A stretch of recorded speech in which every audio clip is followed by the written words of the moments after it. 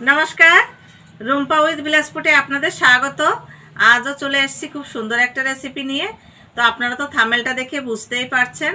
তো আজকে করব তিলের খাজা। তো এই রেসিপিটি দেখতে থাকুন, আশা করি খুবই ভালো লাগবে।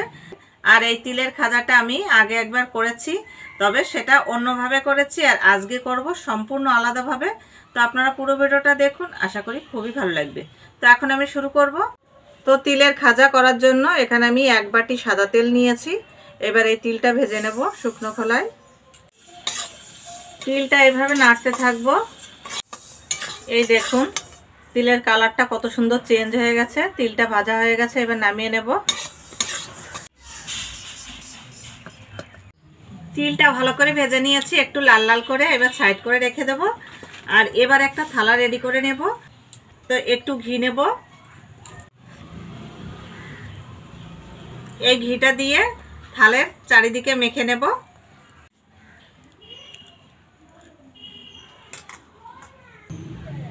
তো 1 বাটি তিল নিয়েছি, আপনারা তো দেখেছেন। তো 1 বাটি তিলের জন্য আমি এখানে 1 বাটি চিনি নিচ্ছি। তো আপনারা চাইলে একটু চিনিটা বাড়িয়েও দিতে পারেন যদি মিষ্টি বেশি পছন্দ করেন। সবাই তো একরকম মিষ্টি খায় না। তো এখন আমি এই চিনিটা কড়াইতে ঢেলে নেব। তো আপনারা যদি চান চিনির পরিবর্তে গুড় দিয়েও তৈরি করতে পারেন। 1 বাটি চিনি, সামান্য একটু জল নিয়েছি। এই দেখুন ভালো করে। তো 4 ভাগের 1 ভাগ। এই জলটা দেওয়ার একটাই কারণ চিনিটা পুড়ে না যায় তার জন্য। আর এমনিতেই চিনিটা গলে একটা রস তৈরি হয়ে যাবে।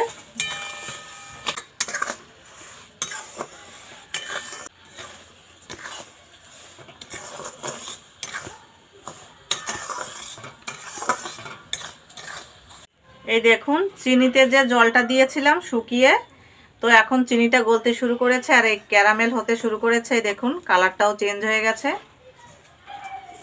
এইভাবে পুরো চিনিটা গলিয়ে নেব। এই দেখুন কত সুন্দর গলতে শুরু করেছে আর কালারটাও কত সুন্দর এসছে।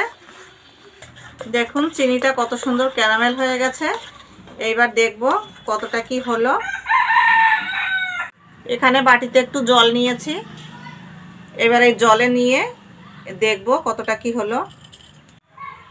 এই দেখুন হয়ে গেছে, তার মানে এবার তিলটা দিয়ে দেব।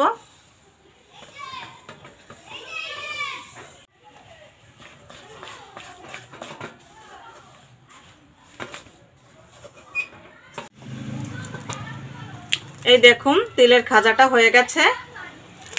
আঠালো একটা ভাব চলে এসছে, কড়ার থেকে ছেড়ে আসছে, তার মানে এটা হয়ে গেছে। এবার নামিয়ে নিতে হবে। ঘি মাখায় থালাটা এবার ঢেলে নেব। এইভাবে চারিদিকে এইভাবে ছড়িয়ে নেব।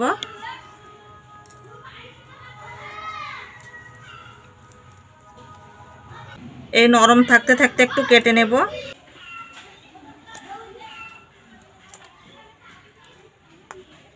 গরম থাকতে থাকতে এইভাবে তুলে নেব একটা। পিস করে কেটে নেব। এইভাবে সবগুলো পিস করে নেব। এই দেখুন সবগুলো পিস করে কেটে নিয়েছি, কত সুন্দর হয়েছে। এবার এই প্লেটটা সাজিয়ে নেব।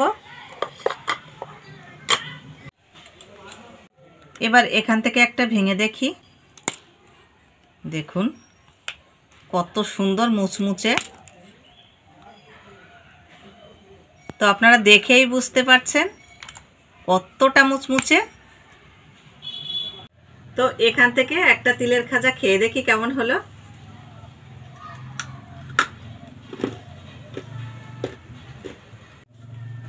বন্ধুরা দারুণ মুচমুচে হয়েছে, আপনারা তো দেখেই বুঝতে পারছেন। এতটা মজার হয়েছে না খেতে, দুর্দান্ত হয়েছে। আর এরকম খাজা যদি বাচ্চারা পায় না, খুবই মজা করে খাবে।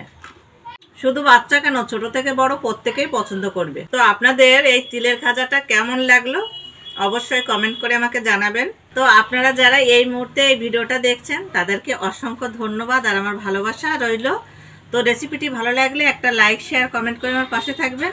আর যে সকল বন্ধুরা এই মুহূর্তে ইউটিউবে দেখছেন তো সাবস্ক্রাইব করে পাশে থাকা বেল আইকনটি প্রেস করবেন। আর যদি ফেসবুকে দেখে থাকেন তাহলে পেজটা ফলো করে দেবেন।